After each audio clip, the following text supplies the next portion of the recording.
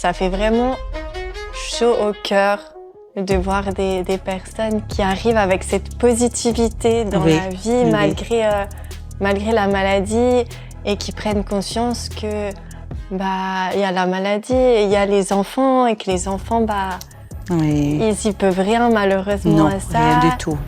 Nous avons toutes et tous un rapport singulier à nos mères, qu'ils soient aimants ou conflictuels. Nous sommes affectés en bien ou en mal par ce lien qui nous lie à elles. Et parfois, les aléas de la vie viennent compliquer la situation. Alors Mama Forever donne la parole aux mères et aux enfants.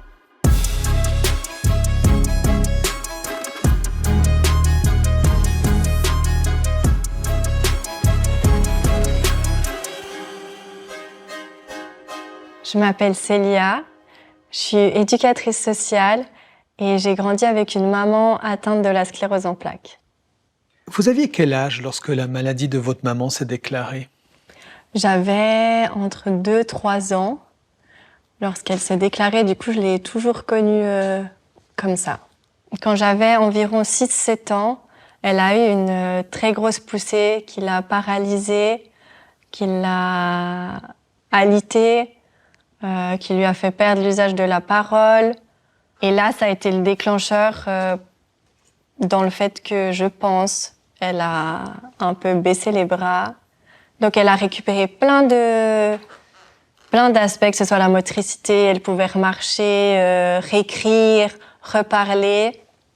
Et les principaux symptômes qui sont restés, c'était la fatigue, les sautes d'humeur, la sensibilité aux objets. Elle parlait souvent aussi de fourmis dans les jambes.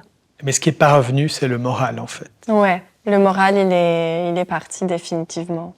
Et j'ai cette impression que ça s'aggravait avec le temps. Petite, vous avez dû assumer des tâches ménagères du quotidien qui sont habituellement dévolues aux adultes?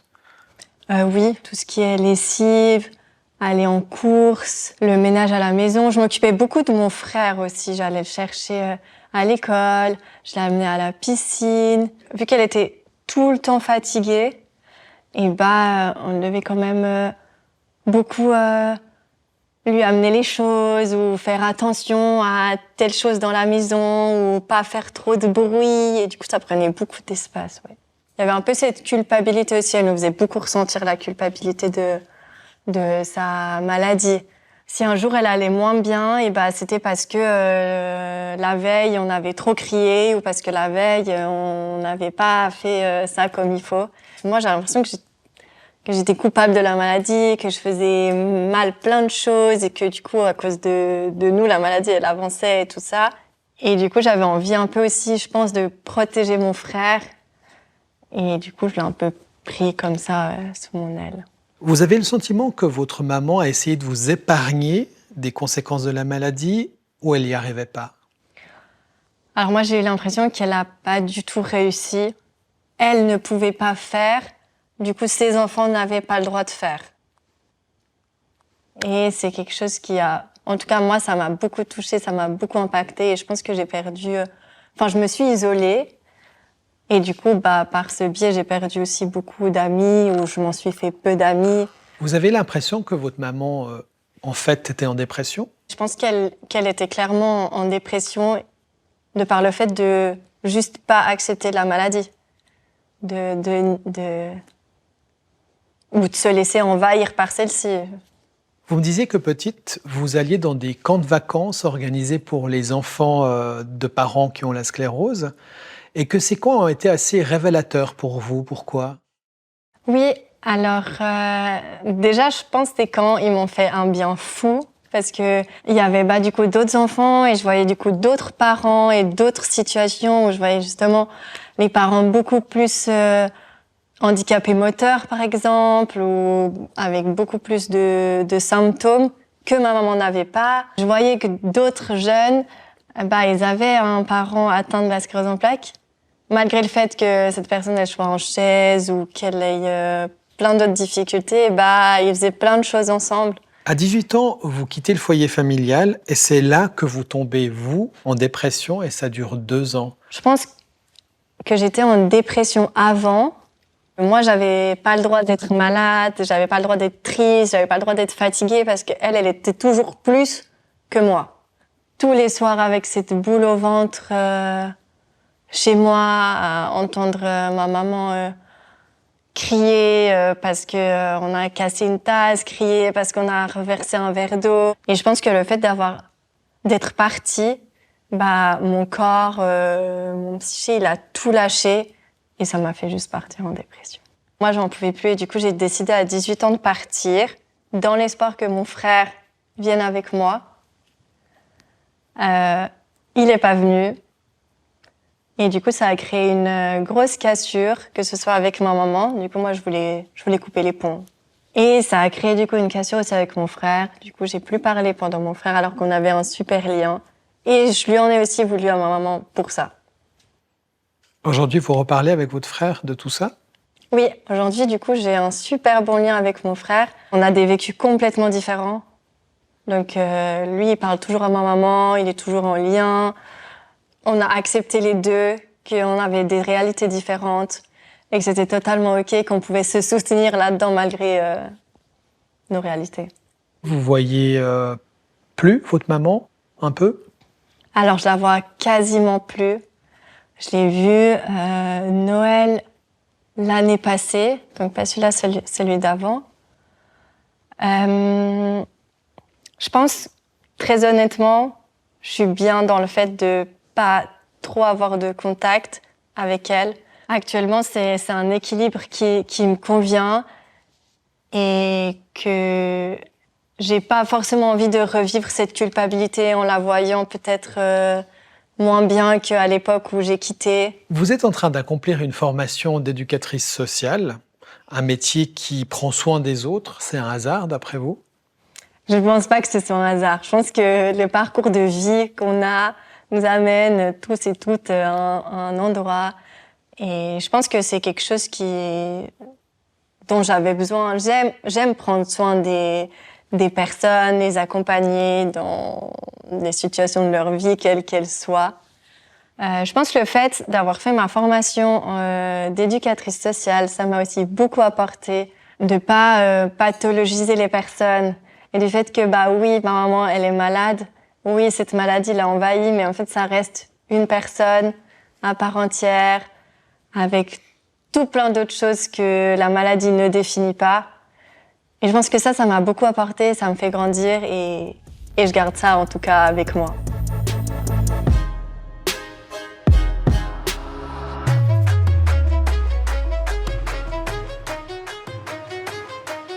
Je m'appelle Christelle, j'ai 3 enfants et j'habite actuellement avec mon mari et mon fils Tristan. On m'a diagnostiqué la sclérose en plaques et je vis avec la maladie depuis 30 ans.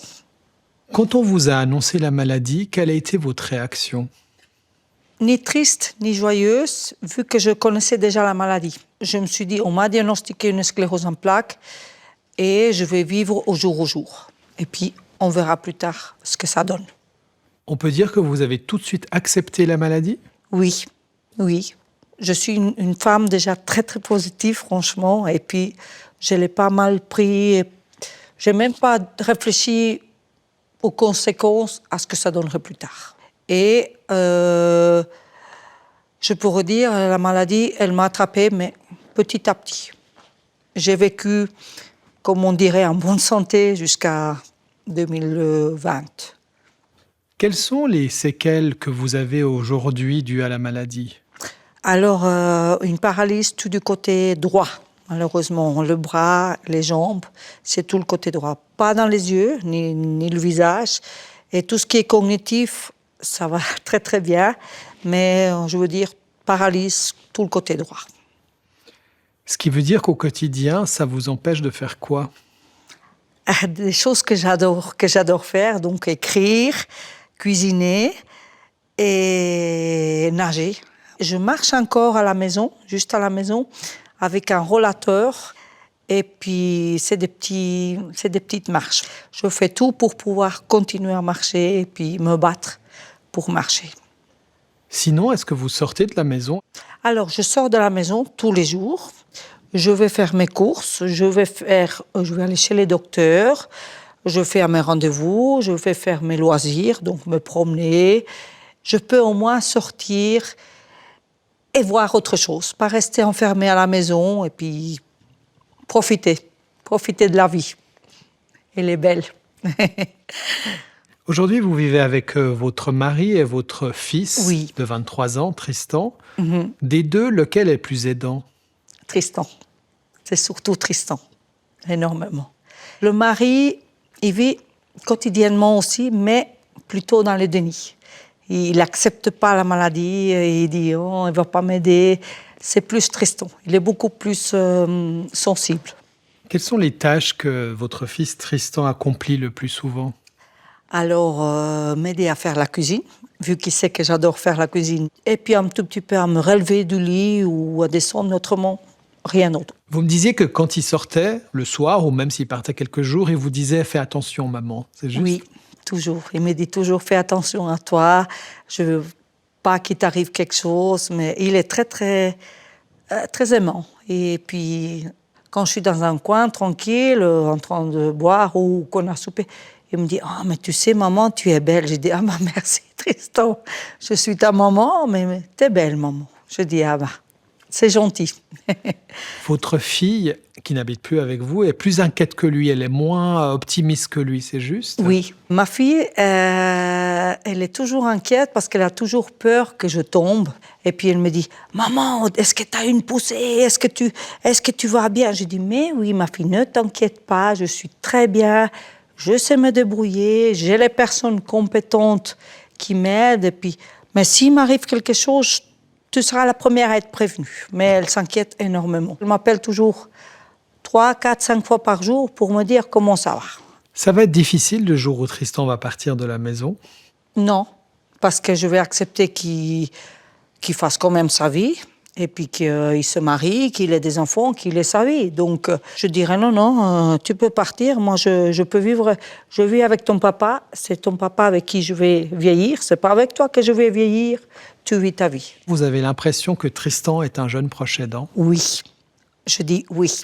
Clairement, je dis oui. Même sans que je demande, il le fait quand même. Donc, c'est un proche aidant. Mais il n'a pas besoin de vous remonter le moral, par contre? Non. Je vais surtout pas lui montrer que je suis Tristan. Non, il me voit toujours dans mon côté positif. Qu'est-ce que fait votre fils aujourd'hui et quel est son rêve?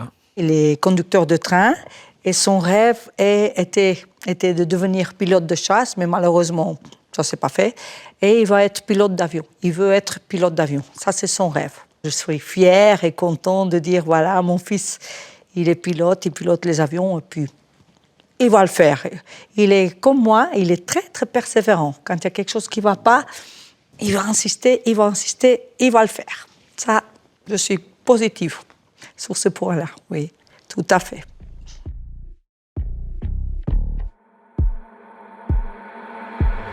Célia et Christelle ont un peu la même histoire, mais n'ont pas les mêmes rôles. Elles ne se connaissent pas, il est temps de les présenter l'une à l'autre. Mama Forever, la rencontre.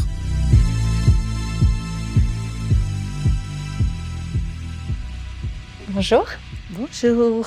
Ce qui m'a touchée dans votre témoignage, c'est que vous avez vécu avec votre maman en étant malade depuis toute petite. Tandis que moi, c'est différent. Mes enfants, ils n'ont pas vécu avec la maladie.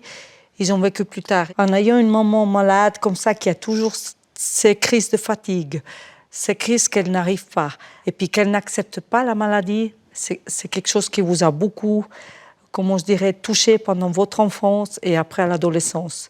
Et c'est quelque chose qui m'a énormément touchée sur votre témoignage. Tu es très courageuse, très courageuse. Merci beaucoup. Oui, voilà. Ça fait beaucoup de bien d'entendre ça, oui. Je vous avoue. Oui. Merci beaucoup pour votre retour. J'ai pleuré Oui, quand vous vrai. témoignez, mais je pense qu'il y avait tout plein d'émotions. Oui. Et ça fait vraiment chaud au cœur de voir des personnes qui arrivent avec cette positivité dans Oui. la vie, Oui.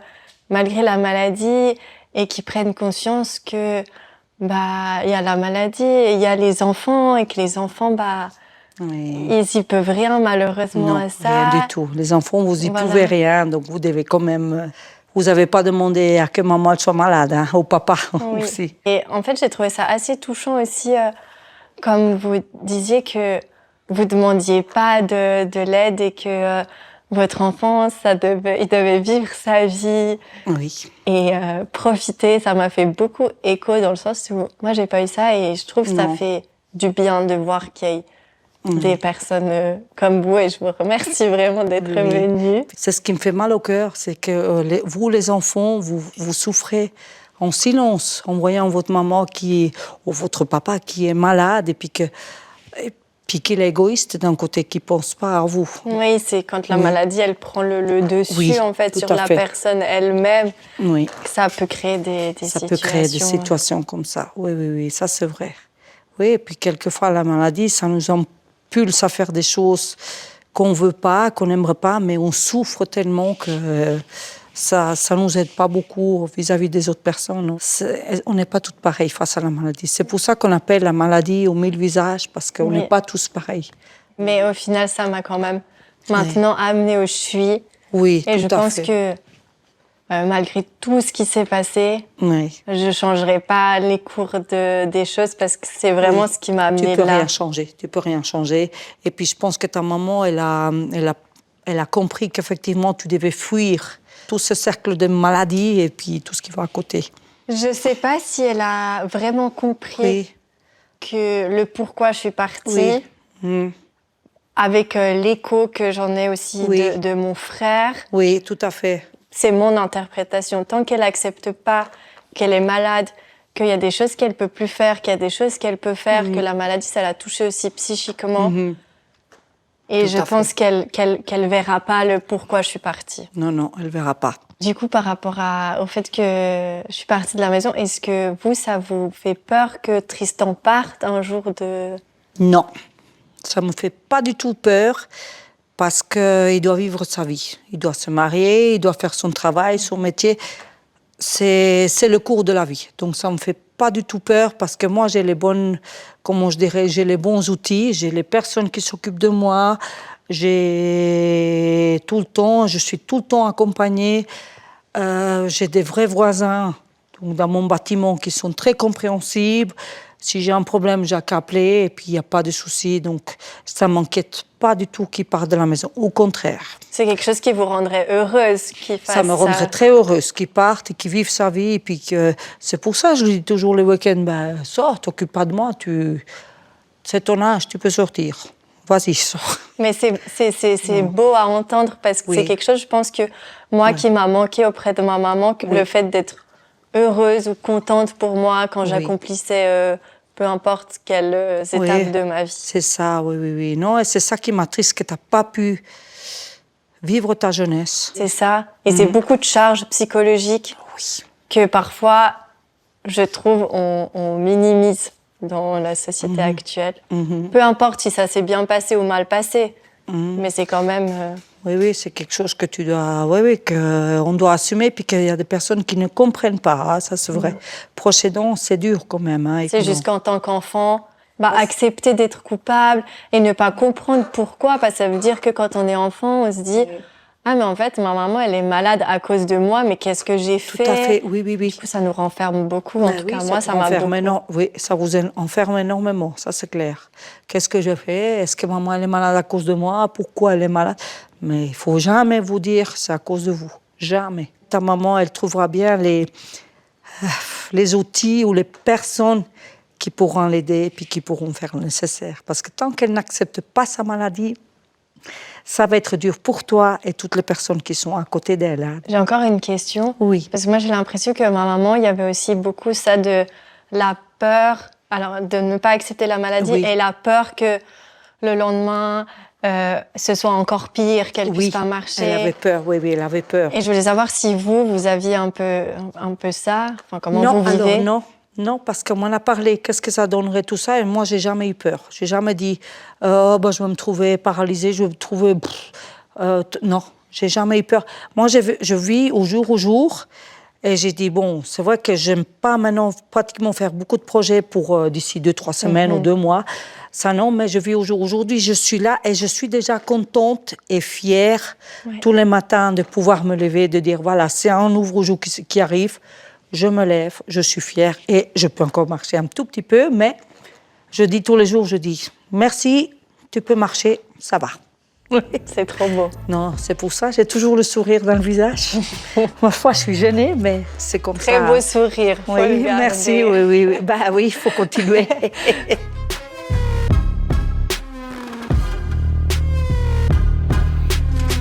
Un grand plaisir de la rencontrer, de voir comment les enfants qui ont des parents avec la sclérose en plaques y vivent. Ça fait beaucoup pour le proche aidant enfant. Elle est sur le bon chemin et puis elle est en train d'accomplir ses rêves puisqu'elle a décidé de passer à autre chose. Je trouve que c'est très important. Et... Ça m'a beaucoup émue de voir un témoignage d'une maman qui est positive, qui, j'ai l'impression, a l'envie de se battre et de préserver ses enfants au maximum de la maladie. On peut vivre le fait d'être proche aidant différemment que par la culpabilité, de manière heureuse malgré le fait que ce soit une maladie aux 1000 visages, comme elle l'a dit. Moi, en tout cas, ça m'a enrichie personnellement de parler avec elle et ça m'a rempli de bonheur, je dois dire.